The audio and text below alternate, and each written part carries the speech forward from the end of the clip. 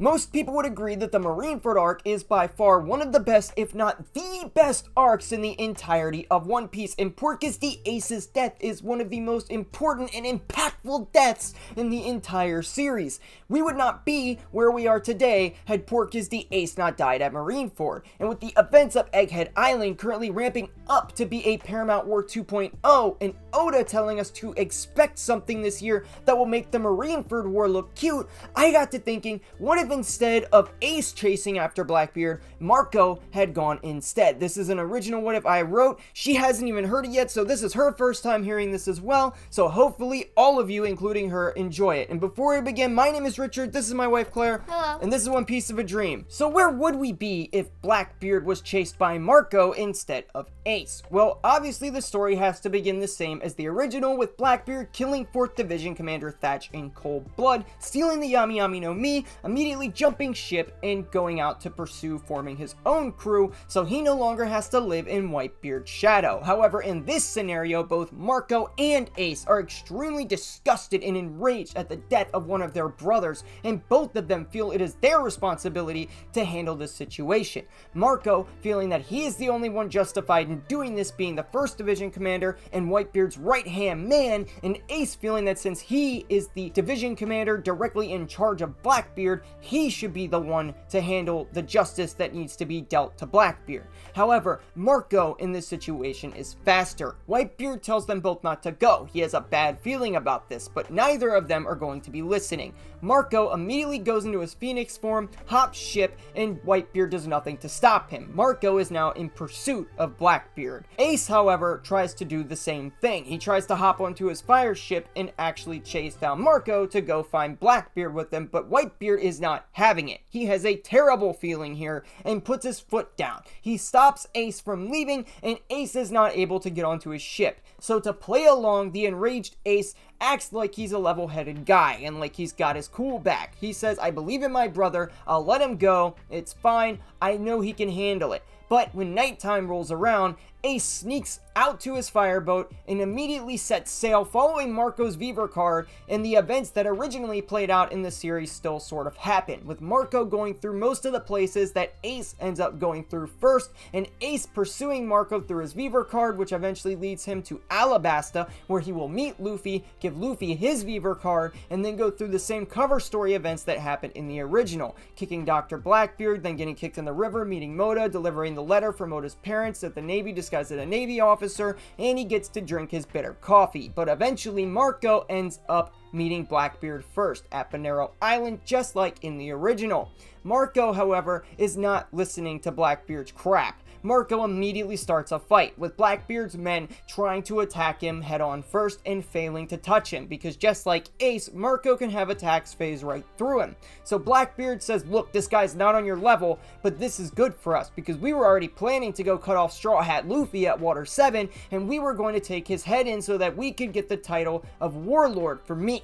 And then Blackbeard initiates this fight as a one-on-one fight with Marco. Using the Yami Yami no Mi, Marco is underestimating the power of this devil fruit, and despite his haki, Blackbeard's haki is just as strong. So Blackbeard wins this fight. Although he plays around a bit, the Yami Yami no Mi and Blackbeard's powers are too much even for the great Marco to handle. So Marco ends up losing this fight, and he ends up being the one turned into impelled down instead of Luffy or Ace. Now, Blackbeard has received the bounty and the title of Warlord, and Marco is being held and impelled down, with Ace just now making it to Bonaro Island, being late, and then when he gets there, a news coup drops a letter. He looks around at all the destruction, he sees the newspaper, he reads it, and then he realizes that Marco has been captured, turned into the Marines, and is set to be executed. Seeing this, Ace immediately hops into action. He looks at Marco's Viver card, it's pointing towards impelled down, and it's disintegrating into ash. So he immediately gets onto his flame boat and starts to head towards Impelled Down. Now, Impelled Down is in a calm belt with a bunch of Sea Kings, but Ace,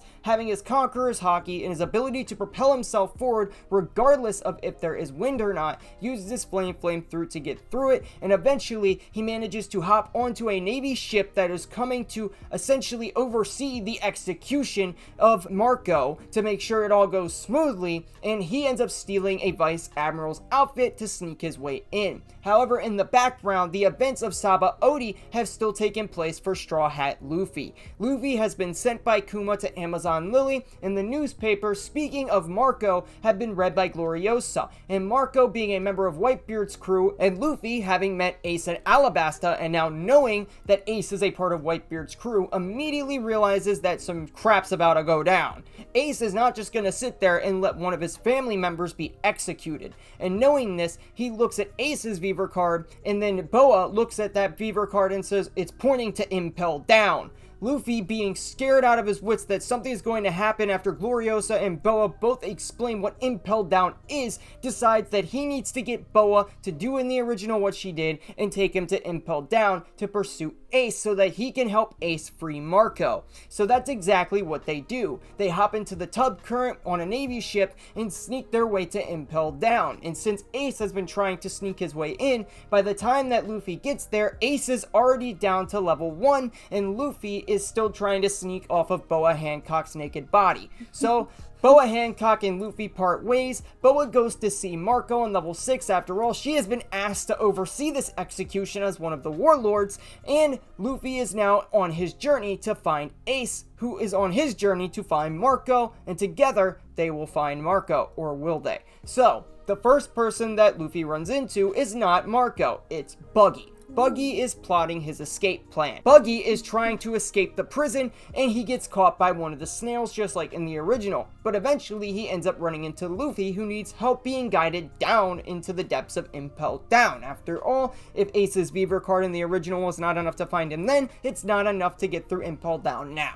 So, Buggy, in agreement to get Captain John's treasure map from Luffy, ends up following Luffy down to the depths of hell. At this point, Buggy has been reduced to a glorified prison tour guide. He's guiding Luffy down to level 5 just like in the original because he wants that treasure. However, this goes about the same until they reach level 4. They release the same prisoners, Bon Clay, Mr. 3 join them, and they end up down on level 4 in a confrontation with Magellan. Ace has already made his way through level 4, disguised now as a prison guard, as not to draw attention, destroyed every Den Mushi he could find along the way, and now is stuck at the entry door to the freezing hell. Pretty smart to get rid of all the cameras. Yeah, because he doesn't want to be spotted. Ace is trying to be stealthy about it, but when it comes to Luffy, he just don't give a shit. He's literally just causing chaos, and now Magellan knows he is there. Basically, the gig is up. Magellan ends up in the confrontation just like the original. They can't win this fight. Luffy gets poisoned close to death, and he ends up getting dragged down to level 5 by Bon Clay, who has now disguised himself yet again as Vice Warden Hannibal,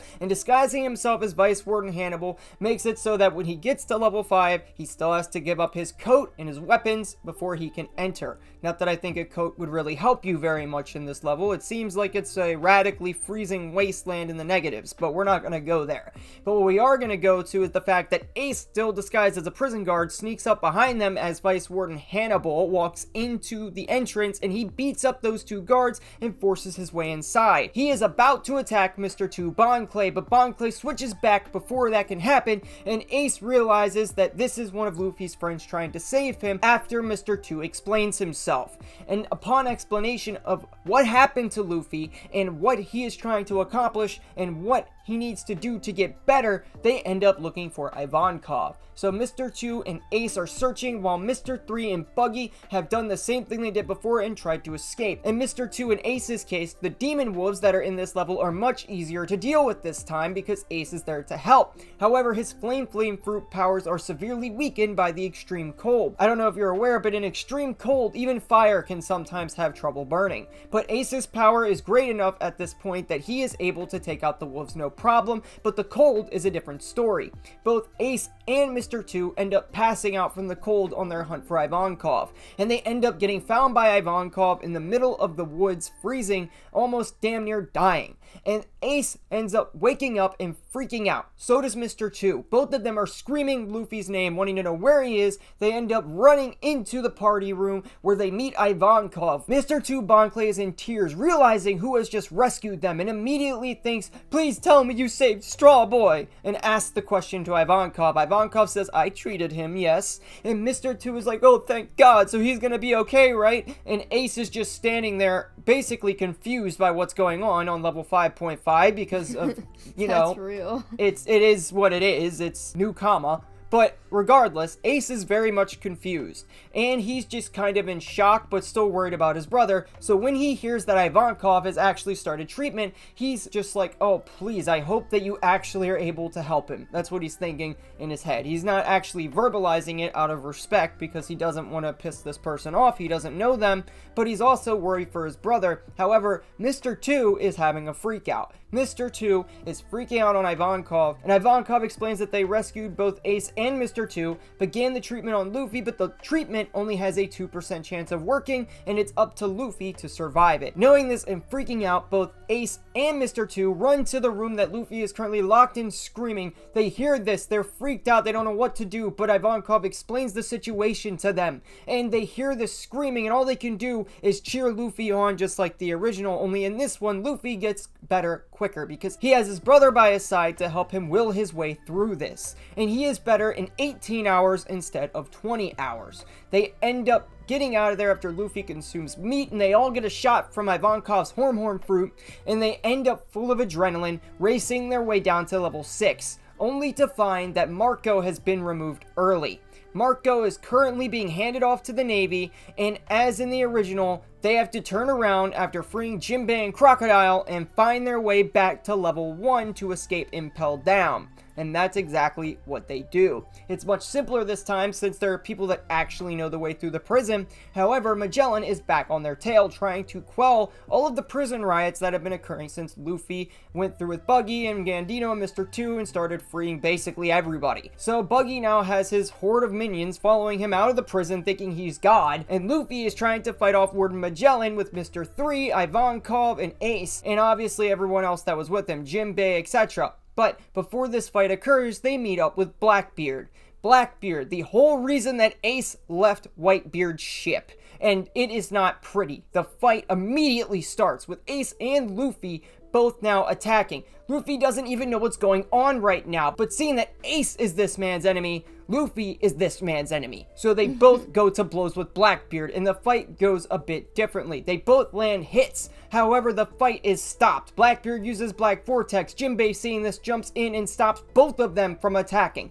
And Jinbei tells them both, settle down. Look, Ace, I need to tell you what happened with Marco. This man is the man who took him in. You need to stop. We need to save Marco. Fighting Blackbeard will accomplish nothing.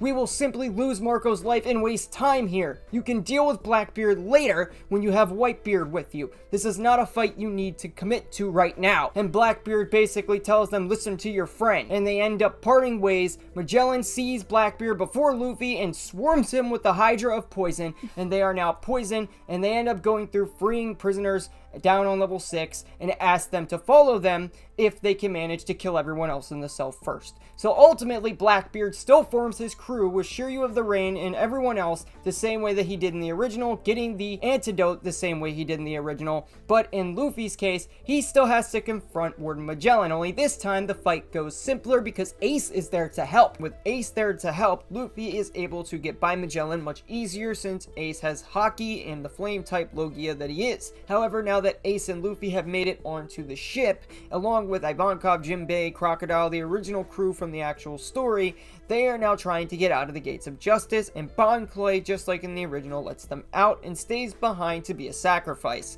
Once they're in the tub current, though, they don't know how they're going to get out, but they hear over the Denden Mushi that Marco's execution has been moved forward, and they are trying to commit to doing it now. They have now heard that Whitebeard is going to show up, and they want to get there, as Ace is confident that he's going to be there. Ivankov seems confident as well, so they want to get there to stop this execution just as badly as Whitebeard does. They end up getting to the gates of justice at Marineford, and the gates are closed. They don't know how they're getting in until magically the gates open, and they manage to start making their way in. And once the gates are open, Whitebeard and these New World allies show up out of the water, and they yell out to Marco that we're here to save you. Marco yells back as Ace did in the original, "Father!" and ends up getting very full of hope as Whitebeard now says, "Sit tight, my son. I'm coming to rescue you.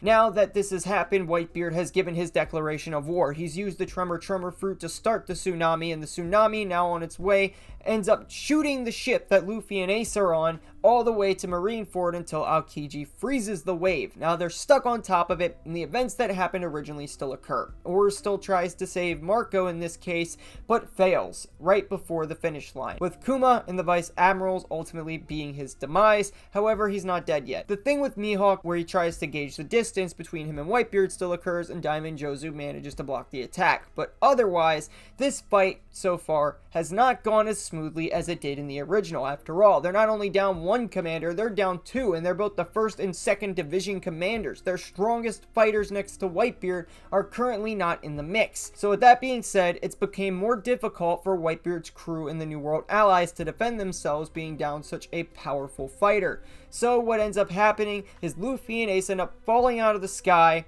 and there's a lot more death currently happening on the battlefield than there was originally, since those two commanders are not there. Now, well, Marco's there, but he's kind of tied up right now.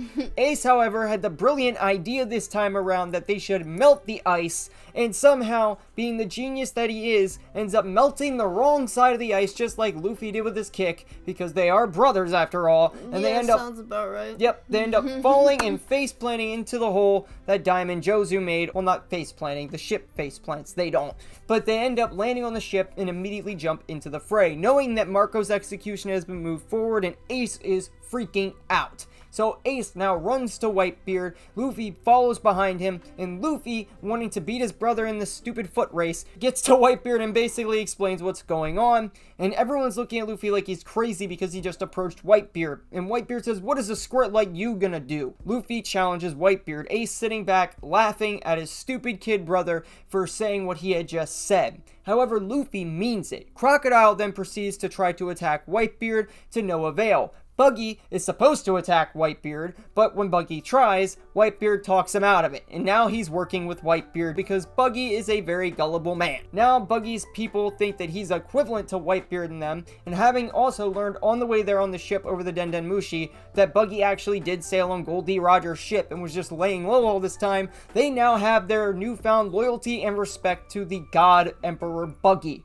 Buggy, now being goaded on by Whitebeard, ends up jumping into the battle, trying to find an easy way to obtain some form of glory and impress his men, knowing that he really isn't all that strong. But Luffy is now in his confrontation with Mihawk and still grabs Buggy and uses the Gum human shield. However, Buggy's observation haki is so strong that he's able to use his devil fruit to use future sight strong enough to be able to split himself. He knew that Luffy would grab him and put him there, and he splits himself apart so that Mihawk's swords go straight through him. That's right, Buggy is secretly a badass. Buggy then sees that he's under attack by the world's strongest swordsman, and rather than be scared of Mihawk knowing who he is, he decides, "Who do you think you're messing with? Muggy Ball!" And he fires it right in Mihawk's face, but Mihawk then deflects it. But Buggy doesn't care. He takes that Muggy Ball straight to the face, right to the dome, and it blows up. That's still the same then? Yes, a Muggy Ball that blows up. The entire town blows up directly on Buggy as ground zero, and Buggy survives the attack without even using his armament haki. He didn't even need his haki to stop this attack. This attack that was strong enough to literally destroy a town, Buggy survives no problem with barely any damage. He loses a tooth and gets a little bit disoriented because Luffy kind of messed up his future sight there a little bit, but Buggy did survive no problem. His next idea is to go grab a Denden Mushi and broadcast to the entire world just how great Buggy the Clown is. And he does this. Buggy grabs a Denden Mushi and starts telling the world. He needs to do a couple of takes because Buggy can't talk in front of the camera. He's camera shy. He's very. But, don't worry because he does get his message out. He is then interrupted by a Marine Admiral. It takes an Admiral to shut Buggy the hell up. Aokiji comes out of nowhere, freezes him and his men over, and that's the end at the moment for Buggy and his little broadcast. But the entire world sees what Aokiji just did, and they know that something is up. This cut the feed from the Denden Mushi because Sengoku had a plan, and his plan cannot be enacted if the entire world is watching because it's a very scummy plan. However, that doesn't stop the Marines from initiating it. The Marines, now knowing that the feed is cut, begin to initiate their plan, but not before Squard actually comes back out of hiding to walk up next to Whitebeard and stab his father in the chest stomach region. It's kind of hard to tell. The sternum? Sternum. Stabs him in the sternum. I would say sternum. But yes, he stabs him in the... But yeah, I don't like Squard for that. I don't like him either. But he stabs him in the sternum, and Whitebeard feels differently. Whitebeard gives Squard a hug and asks him why he would do such a thing, and Squard explains that Akainu said that Whitebeard was planning to leave the New World allies for dead, and that the tsunami waves that are now frozen would stop them from escaping. Whitebeard, upon hearing this, smashes the tsunami, sends Squard back to the battle, and Whitebeard now joins the fight himself. As he does, Akainu now rains down magma balls right onto Whitebeard, which Whitebeard catches the one that's about to hit him, says that's a spicy meatball, but it's too late because they also hit another target. That rain of fire magma balls has now sunk the Moby Dick, and this is a sign of the beginning of the end for the great pirate Whitebeard. However, that's not the end for this fight, as Whitebeard continues with his confrontation with Akainu, pushing Akainu back and managing to send Shockwave straight towards the scaffold that takes the power of all three admirals to stop. And from here we cut back over to Ace, who just got assistance escaping Kizaru by Flower Vista and Diamond Jozu so that he could start pursuing Marco on the scaffold, and Luffy as well, as Luffy has had a head start and made his way into the battlefield. But it's at this time that Sengoku finally gives the order. He has now ordered the Marines to start raising the wall at full power to break the ice caused by Aokiji and to make the wall go up with oars on it. However, oars doesn't budge and the wall stays down. But for a brief moment, this wakes Oars up. His blood so far has ruined the mechanical machinery that makes the wall go up, and he has also been so heavy that the wall simply couldn't lift him, even with max power.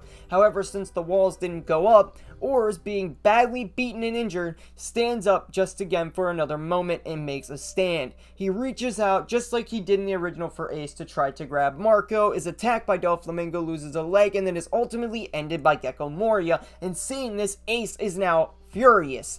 Ace can do nothing to stop it from happening, but he wants to so badly that he rushes towards Marco, knowing what Oars' dream was, and Luffy, seeing the will and determination of his brother to take revenge for Oars, knowing that Ace really seemed to care for this guy, he ends up trying to back Ace up, although in terms of strength, it's not much of a help, as we know that Luffy has a long way to go before he could match Ace's actual power here. However, Ace is secretly crying on the inside, knowing that the man who cherished the straw hat he gave him so much and he was such good friends with is now dead. Just a sad moment in general. Yeah, extremely. But Whitebeard, seeing this, demands that oars be used as a bridge to get to Marco, and that's what they do. But as Ace and Luffy are using Oars' body to get to the scaffold, all three of the admirals stop what they are doing to come and block Luffy and Ace from managing to get to the platform. However, seeing this, Aokiji takes it upon himself to stop Luffy alone, and he ends up in front of Luffy and stabs him with his ice powers. Ace, seeing this, doesn't want to let his brother be killed by an admiral, so he starts a fight with Aokiji, prompting a battle between fire and ice. An ultimately fruitless effort that we saw in the original series can go on forever, when we saw Akainu fight Aokiji. Luffy then attempts to help his brother Ace by hitting Aokiji, but can't land a blow. Ace tells Luffy, look, just go. And Luffy does this, believing in his brother's power and trusting him. Ace then continues his fight with Aokiji, and in the background, Doflamingo and Crocodile are going at it, as they have came to an argument over who would be willing to work for who. Instead of in the original, where Doflamingo just wanted Crocodile to work for him, Crocodile actually stretches an offer out at the same time as Doflamingo, and this pisses them off even more because they both feel that they're inferior to each other. Sengoku, having had enough, immediately gives the order to execute Marco, but he's stopped by Crocodile, who takes a second from his fight to fire Sandblast at the executioners. And with the executioners now down, Whitebeard commands everybody to move towards the scaffold, with Luffy and Ace now trying to spearhead it. Ace tries to get away from Aokiji, but Aokiji is still on his tail, so Luffy is ultimately facing this by himself at the moment until Diamond Jozu yet again comes up and assists Ace by punching Aokiji in the face with his haki. Boa Hancock, also seeing that Luffy's brother is in trouble, comes out of nowhere and manages to kick one of Aokiji's arms and turn them to stone temporarily. Obviously they grow back, but Aokiji now being held back allows Ace to actually make his way up the platform with Luffy. Whitebeard, seeing this, wants to move in to assist his men, and that's exactly what he does, and Whitebeard aims for Aokiji as well, seeing as how Aokiji is vulnerable. Aokiji, being the Marine Admiral he is, tries to freeze Whitebeard, only it doesn't work due to Whitebeard's Devil Fruit and Haki abilities. Whitebeard immediately fires back. The original. Yep. But Whitebeard fires back and obviously tries to stab him. However, the observation haki of the Admiral is too great and he dodges it, because Whitebeard's haki has been severely weakened. Ace, seeing that his father is in trouble, tries to help Whitebeard. He turns around and fires several fire gun bullets right at Aokiji, but Aokiji manages to dodge and it actually gets in Whitebeard's way. So Whitebeard uses a tremor punch on Aokiji mixed with haki to knock him back, and he tells Ace to get the hell up the scaffold and don't interfere with my fight. Then Jozu comes back around to take up the fight Whitebeard is currently having. Jozu comes out and uses his haki again to try to land a punch on Aokiji and immediately starts a conflict with him. In the background here, Mihawk has been bored out of his mind, and out of nowhere, Flower Vista comes in to attack. He wants to have a challenge with the world's greatest swordsman. In the original, Flower Vista is actually the one who saves Luffy from Mihawk. In this version, Luffy gets away because of Ace, so the only reason Flower Vista is confronting Mihawk is purely out of swordsmanship. Mihawk still recognizes Flower Vista for who he is and still says only a fool would be unaware as to who Vista actually is. I like that. Aokiji, now having faced up against so many heavy-hitting commanders and people of the Whitebeard Pirates, such as Whitebeard himself, is now heavily damaged. Much more heavily damaged than he was in the original version. And because he is so damaged, Aokiji has to back off and retreat for a bit to a safer part of the battlefield to try to regain some of his stamina. A good sign that the Whitebeard Pirates are actually faring better in this case than they did in the original version. Back where Luffy is then confronted by a Zoan-type Vice Admiral that gives very heavy Rob Lucci vibes, who uses a finger pistol on him, which is then followed up from a beam of light by Kizaru that penetrates Luffy's shoulder/chest area. Luffy is now severely damaged. Luffy now being severely damaged and on the ground, Kizaru attempts to kick Luffy. However, this attack is blocked by Ace, as Ace has seen enough abuse towards his baby brother. Using his haki, Ace manages to stop the attack. Ace then now throws the heavily damaged Luffy over to Whitebeard. Luffy is still conscious, and like in the original, Ivankov's giant head appears at the top of the wall. People are confused, and Ivankov falls from the wall, and Whitebeard then throws Luffy over to Jinbei and Ivankov, saying that he believes this belongs to you guys and that you guys should get him out of here. He's done enough. Luffy, having a screaming fit, refusing to stop fighting, ends up convincing Ivankov to shoot him up with another shot of adrenaline from the Horn fruit. Ivankov was off before dealing with Kuma, coming to the realization that Kuma is no longer Kuma. Kuma is now a cyborg, completely remade by Vegapunk, and is a military weapon now with no other properties. However, Ivankov, being as powerful as Ivankov is, escapes the battle with PX-0 essentially unscathed. Luffy continues screaming, telling Whitebeard, Ivankov, and Jinbei that he's just fine and that he needs to get back in this fight. Ivankov does give him the adrenaline shot, but is still iffy about letting him fight, but he gets back in the battle anyway, begging to be allowed back in. But as soon as this completes and Luffy rejoins, Whitebeard is immediately confronted by Akainu. Luffy, now full of energy yet again and revitalized, starts to immediately book it towards the scaffold. Ace as well. And seeing this, Garp has had enough.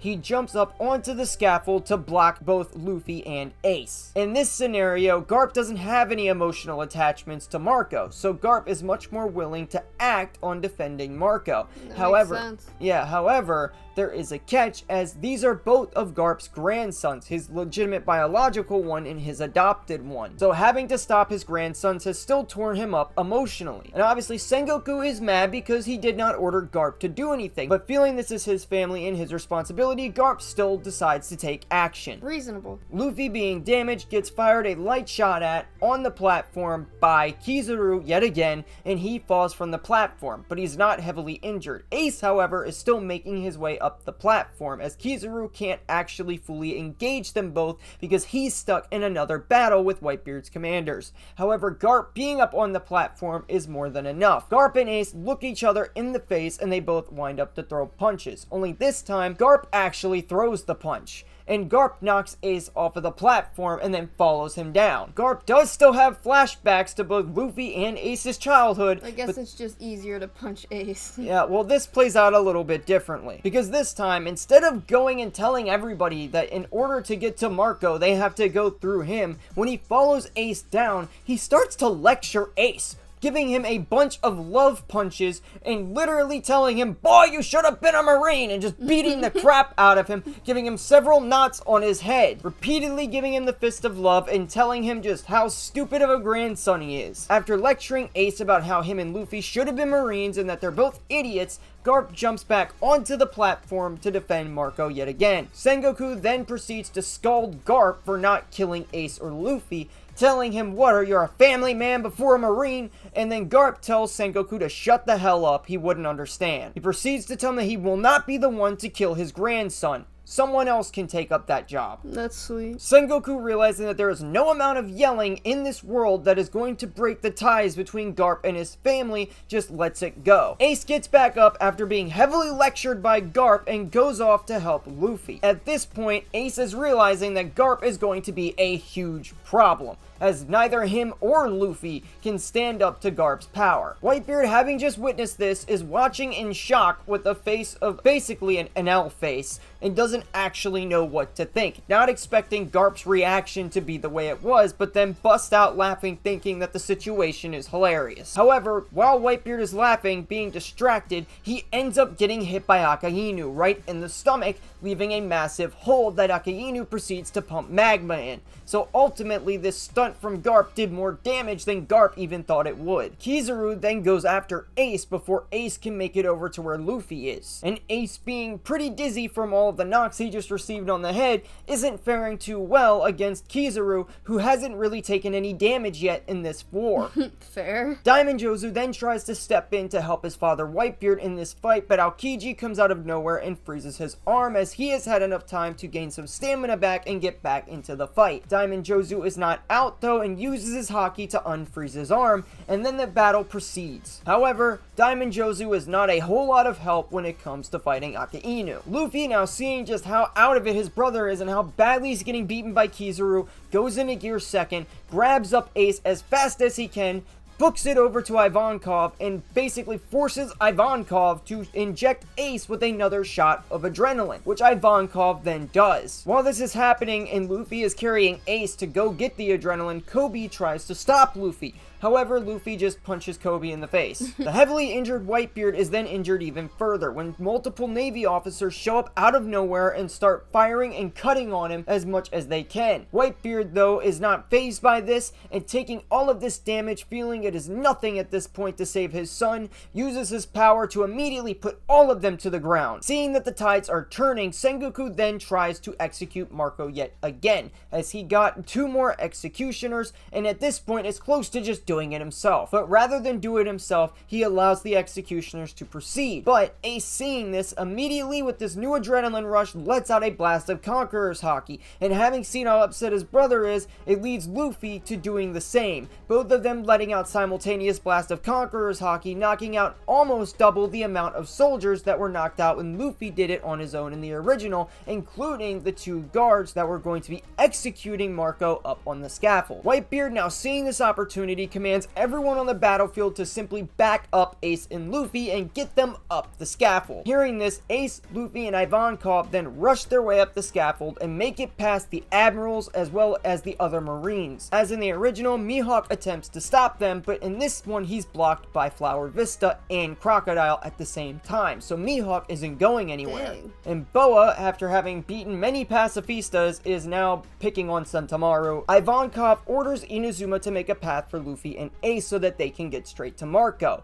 Luffy and Ace begin to run up this path, followed by Ivankov backing them up. Garp then again jumps in front of them, only with both of his grandsons in front of him, he can't bring himself to throw a punch to stop them. He can't even do a lecture. And it's not just because he's having flashbacks to their childhood, it's because Ivankov has the genius idea to transform into a woman right in front of Garp, and Garp has absolutely no idea what to think, allowing Luffy to get a cheap shot in and knock Garp off the platform. Both make it up the scaffold and get the key to Marco's cuffs. They're stopped though by Sengoku, who proceeds to break the key. However, Mr. 3 has disguised himself as one of the guards as in the original, and Luffy is able to get a key made, which he hands to Ace because Mr. 3 used the wax fruit power to make a key for the cuffs. They end up getting attacked by Big Buddha Sengoku and the platform is destroyed. Marco is now free by Ace, and both of them working together start to dominate on the battlefield. A now free Marco proceeds to beat up the Marines with Luffy and Ace, and the three of them are now trying to get out of there. Whitebeard is extremely injured at this point, full of holes, and Sakazuki has already done a lot of damage to him, so he is sure that his death is imminent. So he commands that now that Marco is free, all of his sons and everyone in the New World Allied group that's on his team needs to leave the battlefield and retreat, which is what everyone eventually will end up doing. However, Whitebeard stays behind because his war is not yet over. He wants to die in a blaze of glory. Marco ends up going off with everyone else and escaping. However, Ace hears something negative about Whitebeard from Sakazuki. It's a yo daddy joke. As fate would have it. Exactly, and then Akainu ends up trying to kill Ace. Ace tries to fight back against Akainu's magma fruit, and a clash of fire and magma ensues, which Ace ultimately does lose. Then Akainu, seeing Ace behind Luffy, just like in the original, attempts to attack Luffy, only Ace blocks it and gets a giant donut-shaped hole right in the torso. He can't live even if he's not the one on the scaffold. Marco turns back and realizing that Ace is in the condition that he is, fires some of his Phoenix Flames over to Ace to try to keep him alive just a little bit longer, but knowing deep down that it's futile for him to even be doing this. He also does the same for Whitebeard,